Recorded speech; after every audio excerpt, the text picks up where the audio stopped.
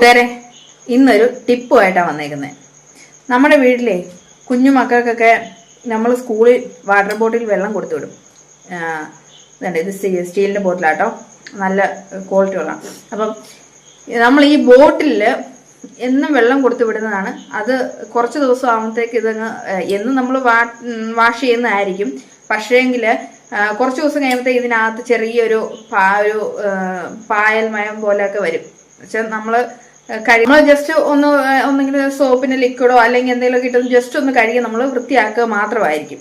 അതുകൊണ്ടാണ് ചെറിയ ആ ഒരു ഇത് വരുന്നത്. പക്ഷെ എങ്കിൽ പോലും നമുക്കൊരു പെർഫെക്റ്റ് ആയിട്ട് നമ്മൾ ഇതെങ്ങനെ ക്ലീൻ ചെയ്യാമെന്ന് ഞാൻ ഒന്ന് കാണിച്ചു തരാം.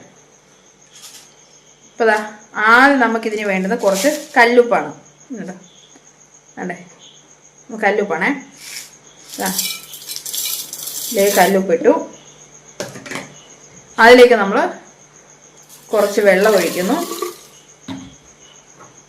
അതിനുശേഷം ഇതിങ്ങനെ ക്ലോസ് ചെയ്തിട്ട് നമ്മൾ നന്നായിട്ട് ഇങ്ങനെ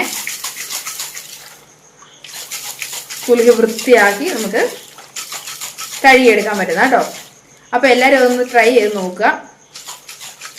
അപ്പം ഇത് നല്ല എഫക്റ്റീവായിട്ടുള്ള ഒരു മെത്തേഡാണ്. അപ്പോൾ എല്ലാവരും ഒന്ന് ചെക്ക് ചെയ്ത് നോക്കുക. എന്നിട്ട് കുഞ്ഞുമക്കളുടെ കുപ്പികളൊക്കെ ഇതുപോലെ വാഷ് ചെയ്ത് വൃത്തിയായി അതിൽ വെള്ളം കൊടുത്തു വിടാൻ നോക്കുക. ഇത്രയേ ഉള്ളൂ. Okay, bye bye.